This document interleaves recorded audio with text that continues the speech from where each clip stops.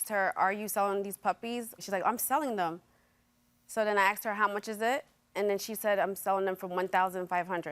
And I said, okay. And that was the only type of agreement at that point in time. Now, in your answer, you say that before you put up this notice, you and the defendant met in Missouri. Yes, Is that right? definitely. Tell us, how did that come about? So she reached out to me and she's like, hey, you know, because we're friends at this time, so she knows I'm a big Beyonce fan. She is as well. And so she's like, you know, I missed the leg of the tour on the East Coast. And she's like, I see her last stop is Kansas City now. And I'm like, yeah, it is. I'm going. And so she's like, oh, well, can I come to your home and go to the concert there with you? And I'm like, yeah, no problem. I'm just taking my daughter. Come on.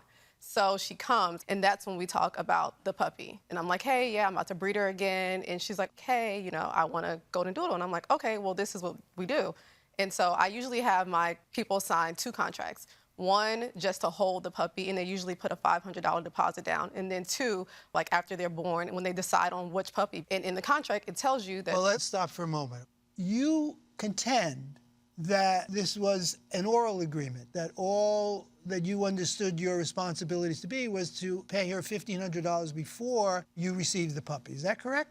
So then there's a little bit more. Because when I hit her up, I told her I want the dog for $1,500. Then I asked her how I'm going to get the dog to me, because I live in New Jersey, and she lives in Missouri. All right, let me stop both. Okay. You submitted a written contract concerning the purchase of the puppy, which you contend the plaintiff signed. Yes. How did she sign this contract? Where's my signature? At my house. When At she your came. house? Yeah. When did she sign it? On October 1st, 'cause she got there the day before the concert. Did you discuss how the puppy would be delivered? We to the did, plaintiff? and it's based on pickup time as of the 14th. Anything outside of those boundaries, it was up for grabs, like we were just figured out. So there were no specifics about the arrangement. Yes, but I about have delivery or pickup at the time you signed the contract. Do you deny that you signed this contract? I deny signing this. I need to actually even see it. It's on your... You should have a copy of it on your table. Let me see. Do you see your signature at the bottom? This is not my signature. This is a forged signature. I show you this complaint, which you signed this morning. Can you take a look at the signature at the bottom of the complaint and look at the signature at the bottom of the contract? And don't they appear to you to be almost identical? Yes. Nevertheless, you contend that it's not your signature, that you didn't sign a contract. I did not sign a contract. And you have not gotten a refund for the $1,500 you paid to the defendant. Yes, correct. Why didn't you turn over the puppy to the plaintiff? So on the week prior to the birth of the dog, I'm reaching out to all my buyers like, hey, you know, she's about to give birth. How many puppies did she have? She had 8. And so I reached out to her for a week straight, and I have text message proving that I was reaching out to her, and she went completely ghost. She wasn't saying anything back, wasn't replying, and then she just pops back up, and I'm like, hey, I've been reaching out to you, and she said something about her phone went missing or something happened. Then later on, after we discussed the pickup of the dog and how we're gonna do the dog, she goes ghost again because she has no surgery. And so I'm still stuck with the dog. And so I'm like, okay, you know, that's fine. This is my friend. So I have compassion. So I'm like, you know, hey, I can keep the dog while you have surgery, because she tells me she can't fly.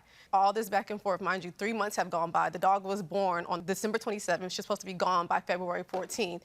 I still have the dog. We're in April now. And I'm like, you know, hey, I'm going to fly the dog, but the dog needs a dog carrier that's airport approved. The carrier she sends me is some rinky-dink Amazon carrier. I show up to the airport terminal, and they tell me immediately that the carrier is not airport safe.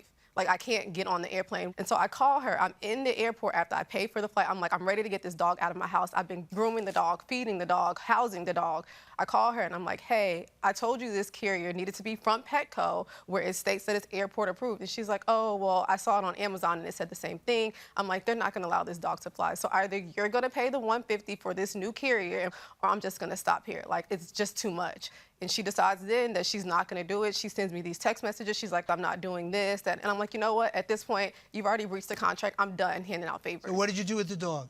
I went back home with the dog. And where is the dog now? With my mother. Okay, Judge Tawilda?